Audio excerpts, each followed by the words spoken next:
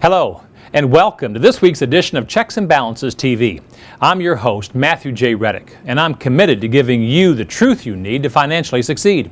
Each week, we'll review the news, check the facts, and provide balanced insight and unbiased advice to help you make critical financial decisions. So let's get up, get energized, and get going, and see how today's headlines impact your financial future. Well, another year comes to a close, and what an interesting year it's been. We've seen government financial bailouts for well-known companies such as GM, AIG, Freddie Mac, and Fannie Mae, as well as the banking industry. There was also no Social Security cost of living increase this year. The financial reform bill passed, and the stimulus plan appears to many to have failed. Unemployment and foreclosure rates have broken records, as well as the federal debt and deficit spending. Yes, it's been quite a year. So for this week's edition of Checks and Balances TV, we've identified the top 5 financial changes or challenges that took place in 2010 and how these challenges may have affected you. So here we go. Coming in at number 5 is the volatile real estate market. Number 4, the instability of Social Security. Number 3, the stagnant economy. Number 2, the estate tax repeal. And coming in at number 1, we selected the Roth IRA conversion. 2010 marks the first year that anyone can convert their traditional retirement account into a Roth IRA, regardless of their annual income. What's been called the year of the Roth IRA conversion has reigned true. However, to those would-be converters who are waiting until the very last minute to make up their minds, take note. If you don't convert by December 31st of this year, the 2-year split tax payment option will be gone forever. Okay, so what's really going on here? Let's check the facts using our checks and balances process.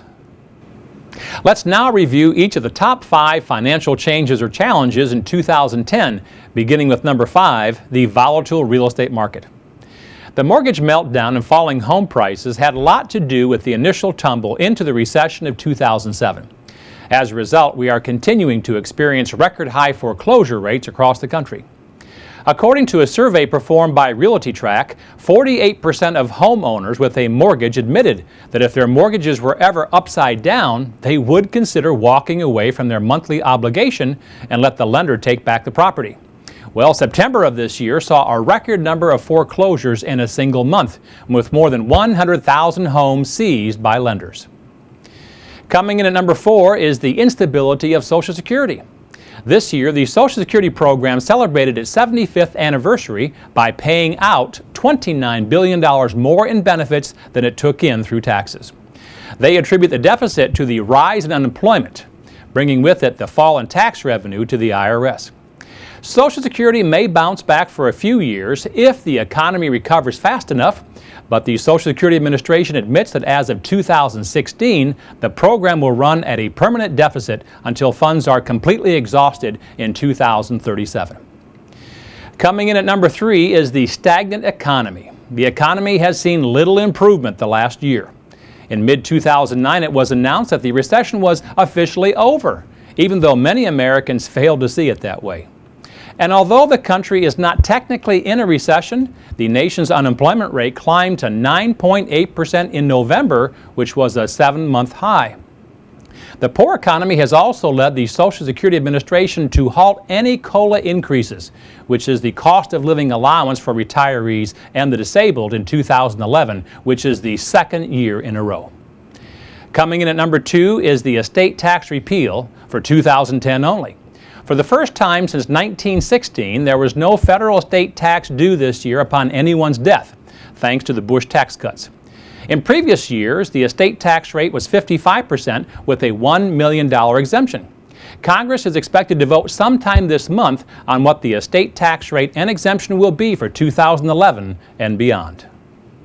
And now for our number 1 most important financial change or challenge in 2010, the Roth IRA conversion. Why the race to Roth? Mainly because of current and future taxes. By paying taxes now on your traditional IRA, come retirement time, your withdrawals from a Roth IRA will be tax-free. In addition, you will not be forced to take mandatory required minimum distributions, also known as RMDs, every year like you do with a traditional IRA. As of this year, Roth IRA conversions are available to anyone no matter how high their annual income. Still, there is a cost to converting to a Roth, namely the income tax bill. However, in 2010 only, the IRS gave a 2-year option for the taxes due on this conversion, allowing you to spread the tax bill over the next 2 years. However, if income tax rates rise in 2011 and 2012, you may want to lock in this year's tax rates and pay the income tax in 2010. Okay, so you may be asking yourself, Matt, what does all this mean to me? Well, now that we've checked the facts, let's balance this news using our checks and balances process to determine what action you should take today. Some of these financial changes and challenges have brought positive benefits to our lives. The silver lining in real estate is the lowest mortgage interest rates since the Federal Reserve began tracking them in 1971, making it possible for first-time home buyers to make the leap from renting to owning. According to a recent survey by the National Association of Realtors, the number of first-time home buyers rose to a record high of 50% of all home sales in 2010.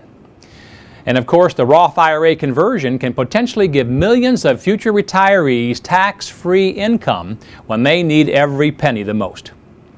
The early arrival of the Social Security deficit has forced this potentially disastrous problem to be a top priority for lawmakers. Congress has not made any notable changes to the program since 1983. As you can imagine, reform is long overdue. And perhaps the length of the sluggish economy will teach Americans that we cannot take anything for granted. We still have a long road to economic recovery ahead of us. Roth IRAs are a good example of people taking control of their own financial future. Another benefit of the Roth conversion is if you make the conversion now and decide later you aren't happy with your decision or the results, the good news is that you can recharacterize the conversion and undo the transfer, all the way up until October 15th of 2011. And while Roth IRAs are not for everyone, it's important to remember the 2-year tax due option is a one-time only opportunity. If you're interested in learning more, be sure you take the time to consult a qualified professional and make an informed decision. Okay, so what's the bottom line here? The economy has certainly been challenging for many people this year. And while you can't control what the economy or the government does, you can control your own future. Do what you can today to protect your tomorrows. The race to retirement is not a sprint, but a marathon, and there will always be bumps in the road. You may need to travel down a different path to get to the finish line, but by being flexible and adapting, as well as being committed to saving consistently and investing your money wisely, you will eventually get there in good financial shape. In this week's CBTV poll, we asked Americans an important question. What do you consider to be the most important financial change or challenge of 2010? The options were A, the Social Security deficit, B, the record number of home foreclosures, C, the Roth IRA conversion available to anyone, D, the record high unemployment rate, or E, the repeal of the estate tax. Well, 38% of you said that you consider the early arrival of the Social Security deficit to be the most important financial story of 2010. This certainly was an eye-opening event for many Americans. However, if there were a silver lining, it would be that lawmakers have now placed an increased urgency on the importance of Social Security reform. And it's undoubtedly caused many would-be future recipients to commit to saving more now in the event Social Security pays less in the future. In our On the Street segment, we travel the country to ask Americans what they think about an important financial topic or issue. For this week's segment, we asked people their opinions on the biggest news stories of 2010, namely the Roth IRA conversion and the Social Security deficit. Let's take a look at what America had to say. So do you see it as a big advantage for people maybe to have a Roth IRA so that in the future as they pull money out, it's not taxed at all on the federal or state level? Yeah, I think it's tremendous. If you can make that fly, if you're eligible to do it, you should do it. Yeah, absolutely. Yeah. Why not? Now, there's been a lot of talk right now about this year, 2010, being the year of the great Roth conversion, where people are converting their traditional IRA into a Roth IRA. Have you heard about that at all? Just a little bit. Of course, the benefits are that it grows tax-free. The downside is that you have to pay taxes now on that IRA to then put it into the Roth. So if people are interested in converting their traditional IRA into a Roth, would it make more sense to do it now while taxes are lower than waiting a couple of years when taxes might be higher? I think people should do that. Social Security, do you think it's going to be there when you retire? Probably not. I don't expect it to. I'd be surprised if it's around. Social Security was never designed to be the retirement plan, only designed to be a supplement to your other retirement plans. And this is the first year that Social Security actually is paying out more money every month than it's taking in taxes. So Social Security may not be here in the future for us. Is that how you see it? No, I think Social Security is going to be there. Whether it's going to be enough, it's a different story. But also, let's face it, I mean, Social Security is based on having the newer generations being more than the previous generations, and that's not the case nowadays. But let's talk about Social Security. You know what Social Security is? Yes, sir. I just hope it's there when I come time to collect. Well, as you can see, people definitely have an opinion on these high-profile stories of 2010. And now for Matt's weekly tip, tool, or technique. It's time to lock in your last-minute tax reduction strategies for 2010, and then position your savings and retirement accounts for future tax savings in 2011 and beyond. So here are my 3 must-do tax reduction strategies to implement before the end of the year. Number 1, capture the gain. Consider cashing in appreciated investments, especially those that have significantly increased in value, to lock in today's lower tax rates on those gains. Unless you plan on leaving those investments to a child or other heirs, now might be a good time to take your gains off the table. Number 2, consider a Roth IRA conversion.